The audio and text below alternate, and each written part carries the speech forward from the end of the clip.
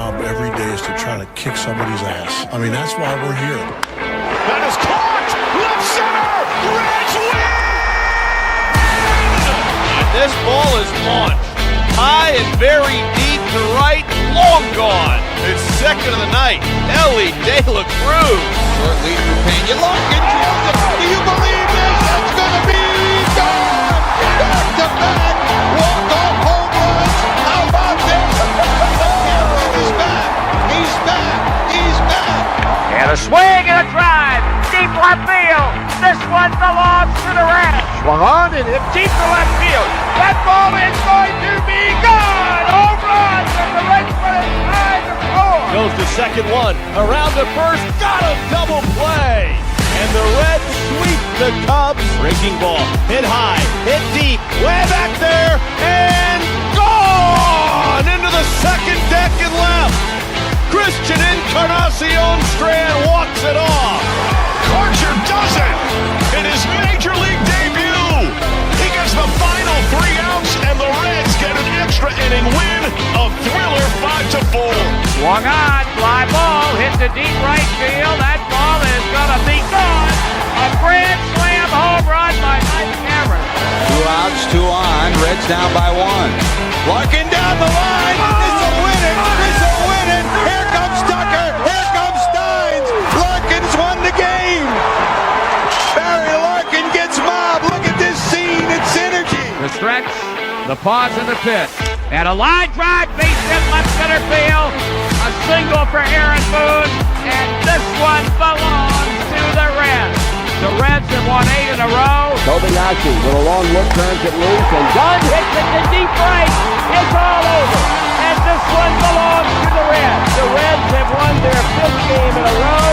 They've defeated the Cleveland Indians on an Adam Dunn 3-run home run, 4-2. In on the corners at first and third. 2 on, nobody out.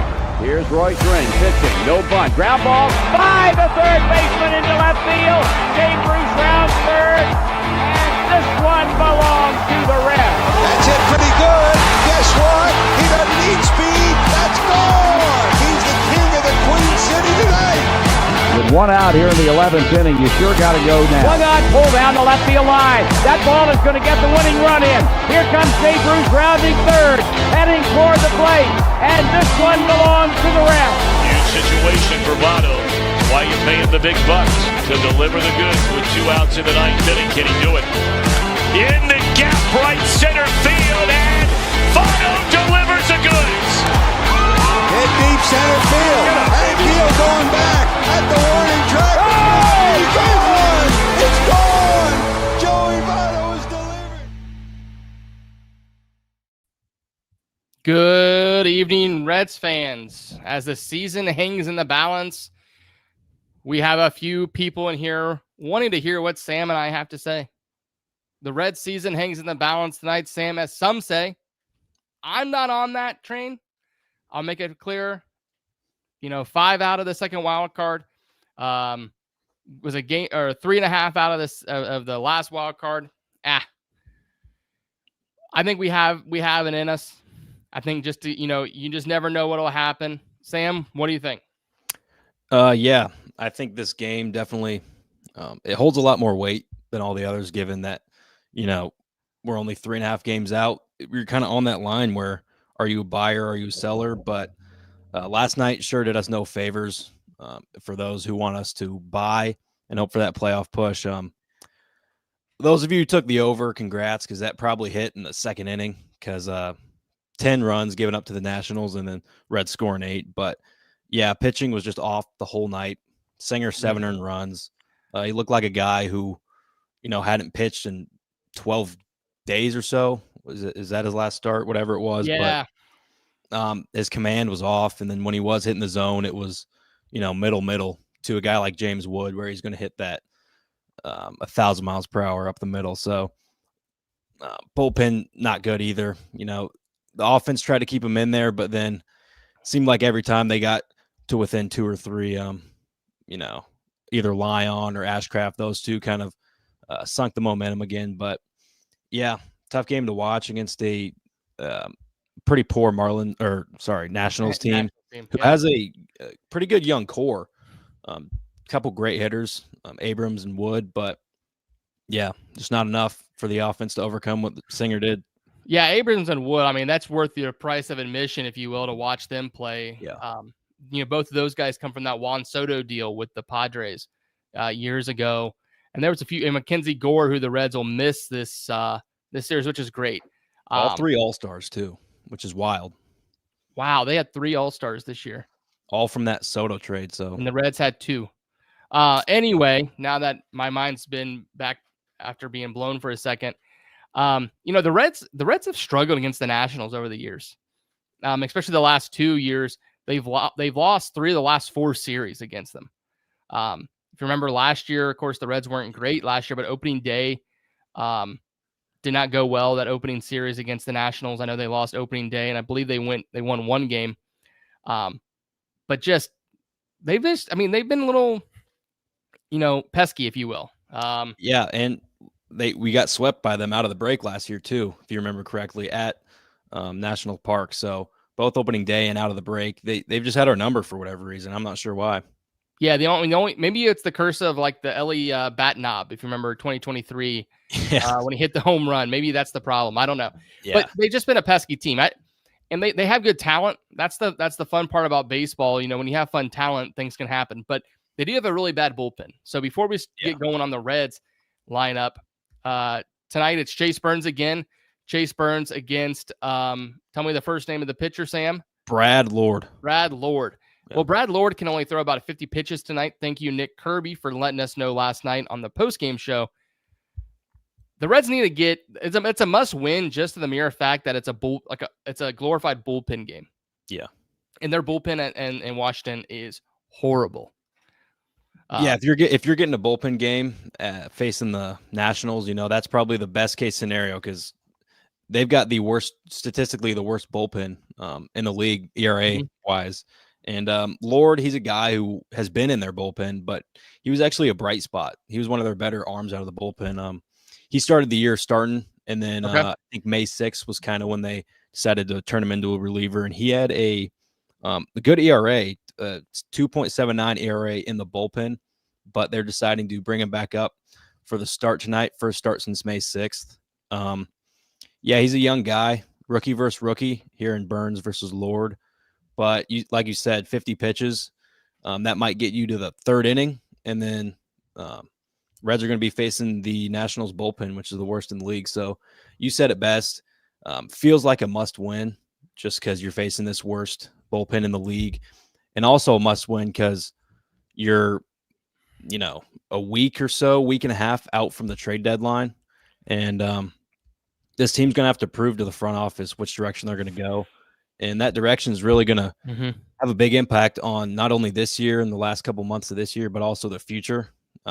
What is our prospects going to look like? What is the on-field product going to look like? Are we going to have win-now players come in, or are we going to lose win-now players, and be a seller? So it's a huge game. You definitely cannot lose a series to the Nationals if you're wanting to be a seller, and if you're wanting to inch closer to the Padres and the Mets, they're in the wild card.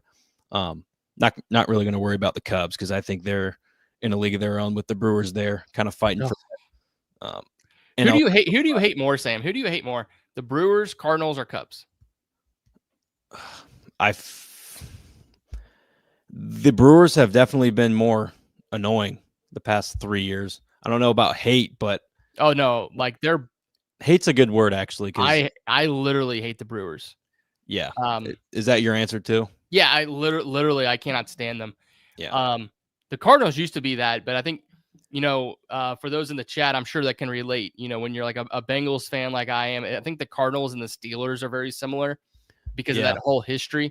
And they're always middle. They're always going to be always there, No peaks and valleys, like has been stated before. They're kind of just always in it. Yeah. Then you get like if the Brewers are like if the Browns got good. Yeah. That's what that would be. The thing that gets me most frustrated about the Brewers is just the fact that their lineup I don't know what else to call it other than mediocre. They have guys like Blake Perkins and guys who just don't seem like productive hitters, and they always seem to win games. They have 60 wins now. I think the most in MLB. Yeah, they lead the league in wins, or they lead all of MLB.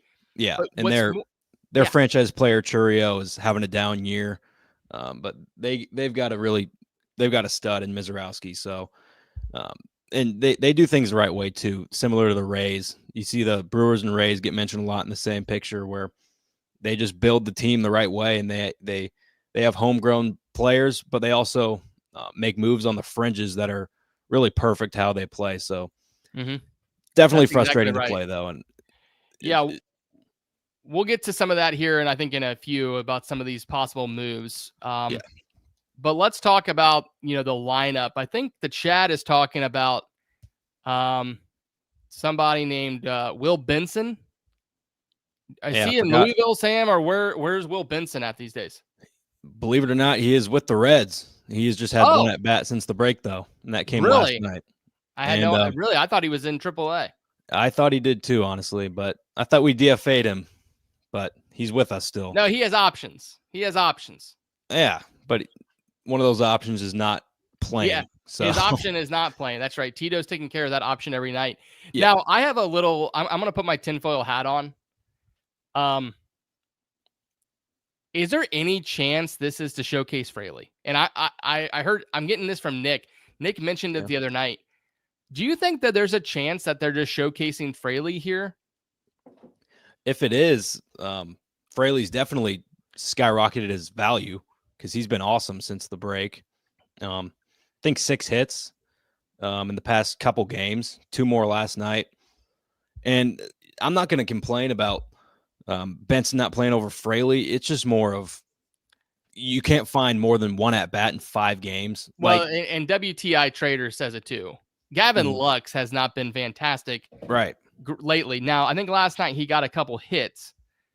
A couple RBIs as well, I think. So, yeah, but let's not. I mean, Benson has the home run power. I mean, let's not. It's less on the game-to-game basis and more of just you look at since the break, he's only gotten 1 at bat. And if you expect anyone to do good, just throwing him into the fire 1 at bat in like 15 days, including the break, that's just a recipe for disaster. So it is interesting. You can even add McLain into the mix since Lux is in that. You can throw Lux at second, give McLain the day off, and get Benson in there in the outfield. There's a lot of different ways you can get him in there, and I just it's really frustrating because I think if you're facing a righty in a bullpen game, really, I think Benson really can help you win a game. Like I feel confident when Will Benson is at the plate against a righty. So it sucks to see him not getting any at bats here.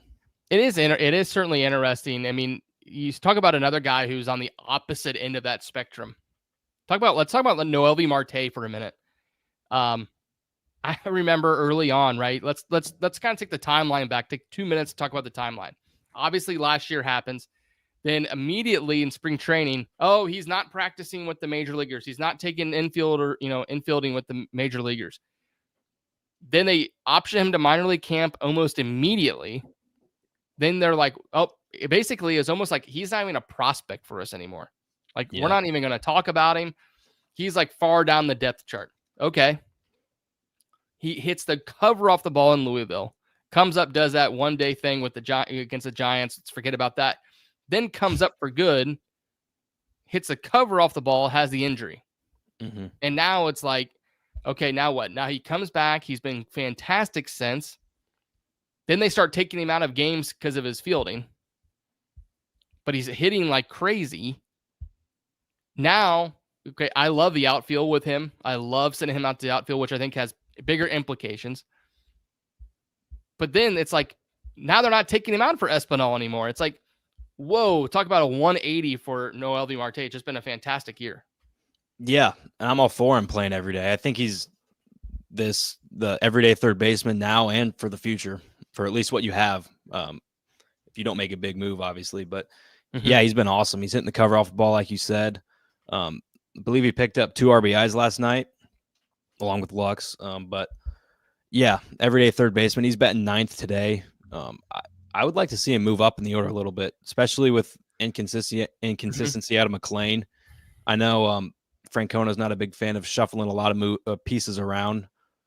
Is Noelvi in the 2-hole a possibility here with McLain kind of not showing much? He's been better since kind of his struggles in April and May and coming back from that injury. But I like Noelvi kind of inching towards the top of the order there. I think in a perfect world, if I had to set the lineup, I like Elly at 2, and then I think Marte profiles as an awesome 3-hitter behind him. But Elly's the 3-hitter on this team. I think we all know that. But yeah, something to think about at least.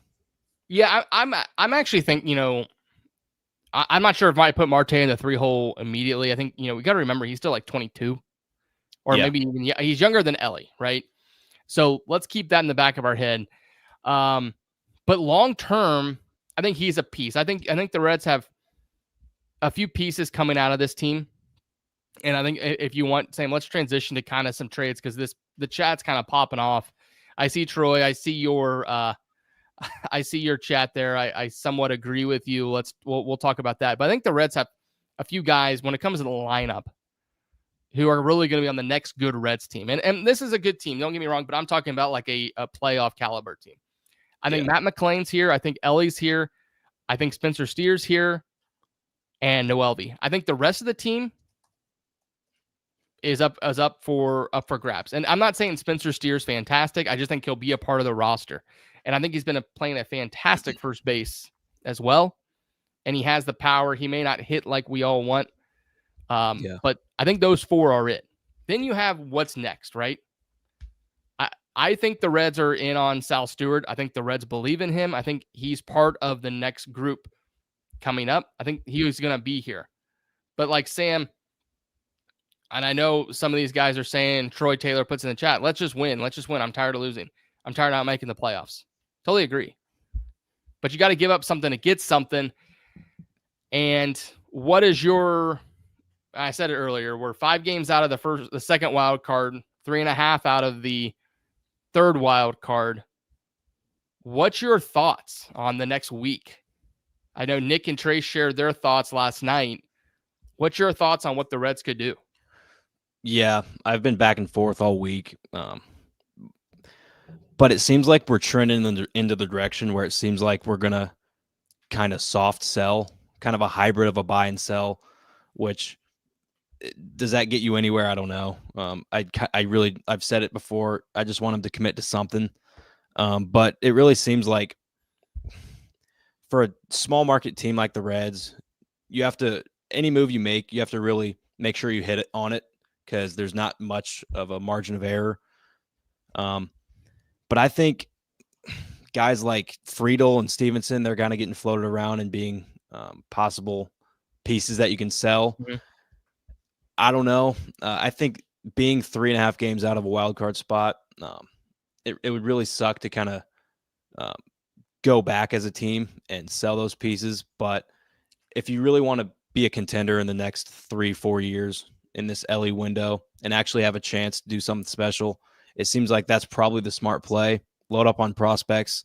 Small market teams, you have to really hit on that front, have prospects, have all the assets. So then when you need to, you can make those buying moves to flip those assets for a win now player. But if we buy, I would like it for it to be obviously a team control guy who you have the next couple years.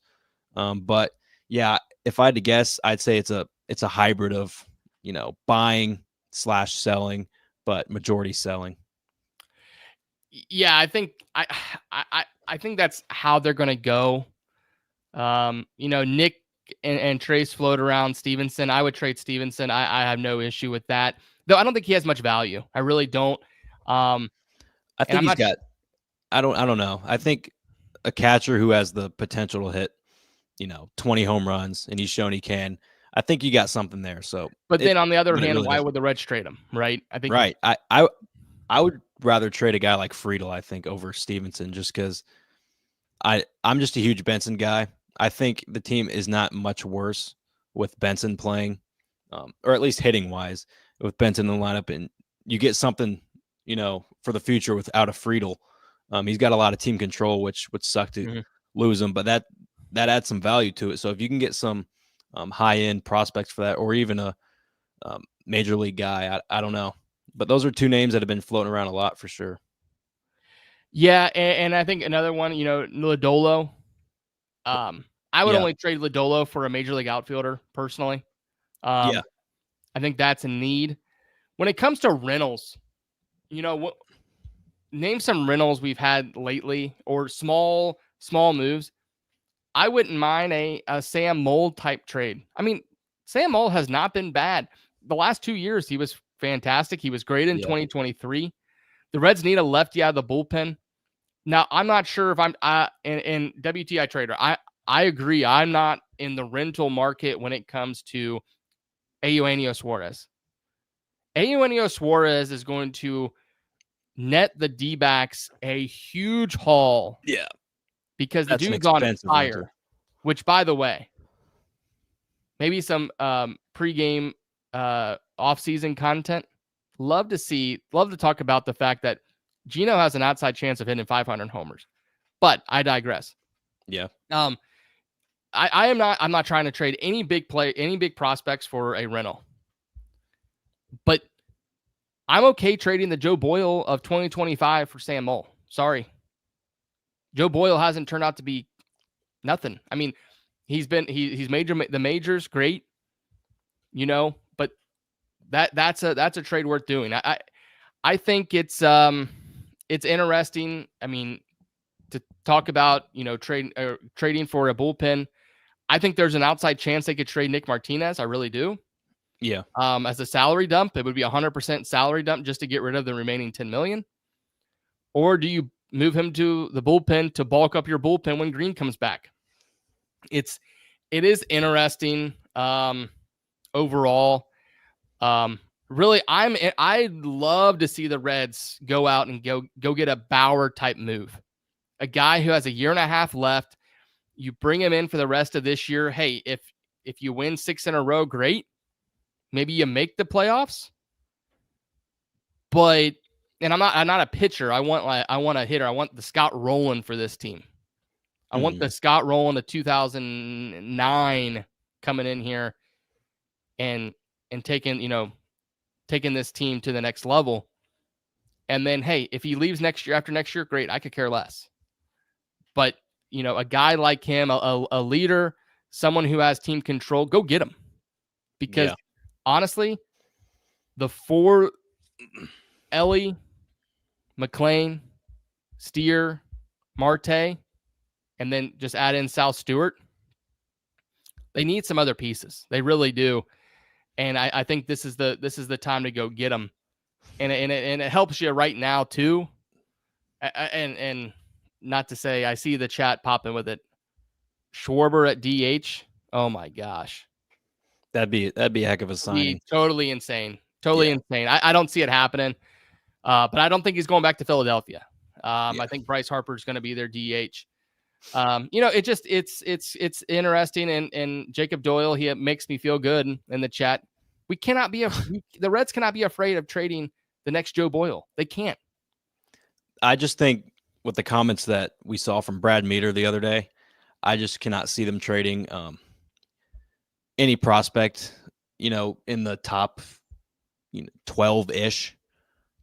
I really don't see them jeopardizing the future. And I don't even know if you can call that jeopardizing, but they might value prospects a lot more than we do, which could end up being a good thing. If they end up making a trade, I think it's one of those major leaguer for major leaguer or major leaguer for prospect. I saw a couple comments, and I've actually thought about this one too, a Lodolo Duran type swap. I don't know who would have to pitch in prospects, which side. I don't know if Durant, because I know you and I both agree on Lodolo. He's probably, in our eyes, he's exceeding expectations. So that kind of screams sell if he's kind of producing more than what he should be in a way. And then I feel like Duran's a guy who this season has been underperforming. Mm-hmm. So it just seems like a good match. I don't know what good an outfielder will do for this team now. That's more of a future move, and you're trying to hit on the upside in Duran. But Lodolo's been awesome for the team. I'm not going to pretend like I'm not a fan of him. I enjoy watching him pitch. But you got to give up you got to give up something to get something. And I don't think we will trade any prospect of significance for a win now player. And I just see it being kind of that major leaguer type swap. I think Lodolo is certainly the one who's on the chopping block when it comes to the pitching staff. They're not going to get rid of Abbott. Obviously, Burns, Louder, Greene are here to stay. You can fill in that fifth spot with other guys. I have the top prospects per MLB pipeline on my phone here. I'm not a gambling man anymore. I've retired. Smart. But if anyone wants to comment here on this and say, hey, you said they would and it didn't happen, I have a hard time believing that Edwin Arroyo is on this team this time next year. I knew you were going to say that because I agree. In 2 weeks. Yeah. If there's one guy on that list that I would trade, it'd be him. I just don't see the bat being there. Awesome defender. And he's been a highly touted prospect. He's in the top 100, isn't he? No, I don't believe he is anymore. He has been though. He has the pedigree. Here's where I'm at with him. God forbid something happens, right? He's not taking Elly's job. Yeah. He's not taking McLain's job. And if something like that happens, there's other guys coming right behind him. Yeah. So I just don't see there's a spot for the Edwin Arroyo, but I don't know if he has much value either. I don't know. That's the one thing where we're just guessing about. Yeah. No one really knows other than the other team's GMs and how much they want him. But exactly. That's the one name. I agree. Arroyo. And then here's Petty being mentioned. He's another name, but again, what's his value? He's been really struggling at the big league level, and it's probably too early for him to be up. Good minor league pitcher so far. His numbers have been all right down there. So I think, if there's something for Petty, I would do that as well. Petty, Arroyo, those are the two names I'd feel comfortable with. And that's just because I don't see much of a future for them. So if I think that, other GMs probably aren't far off. So what would we get out of that? I don't know. But I think those two are really it. And there's a lot of guys here, and I like this guy from what I've seen at spring training, but the Surinowski kid has some value. We saw Julian Aguilar last year. I thought he pitched well, but of course he's out, so he won't be dealt. But a guy like an Ethan O'Donnell, he's doing well in Double-A. And he's had a couple really good years prior to this one. He struggled a little bit this year. Carlos Jorge the same way. These are all guys who are prospects who teams value for you pair a couple of these guys together, you can grab somebody. These trades, they don't have to be the Sal Stewarts, the Cam Colliers, the Rhett Louders. Now, great.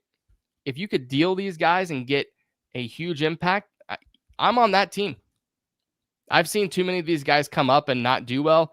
Now, granted, you look at that would be a Matt Latos type deal. That would be a Matt Latos type deal where that player's here 3 or 4 years. I forget offhand how many years Matt Latos was here. For sure, 12, 13, 14, I believe. So he was here 3 years, had a 4th year control. So, that's when you're trading Yonder Alonso, Yasmani Grandal, and more. And honestly, those guys didn't turn out to be fantastic. But that's neither here or there. It's going to be a fun week. It's going to be a fun week. No doubt about it. But, and like Trey said last night, no one's wrong in this debate. Do you want to stand pat? Do you want to do a little bit of both?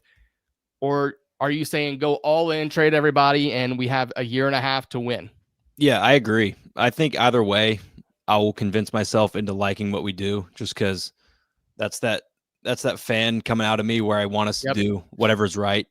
But yeah, no one's wrong unless you really, really mess up, which would, you trade a. And let's remember this time, 2019. It feels like forever ago. The Reds have traded Yasiel Puig in the middle of a fight, one of the best 20 minutes of my life. Yeah. Yasiel Puig, Taylor Trammell, and a minor league pitcher for Trevor Bauer. Mhm. And I remember I went to work the next day, and one of my bosses was like beside himself that Taylor Trammell got dealt. Yeah, what's he doing now? There you go. So I don't want to trade Cam Collier for Eugenio Suarez. I do not. I would be devastated. Yeah. But let's not be afraid of losing Taylor Trammell or Joe Boyle. All right. Correct. Let's talk about the Reds are still in it. We said it. You know, they're on the border. Let's kind of run down who's facing who tonight. Let's scoreboard watch a little bit. Same before we jump off here. We're right on time.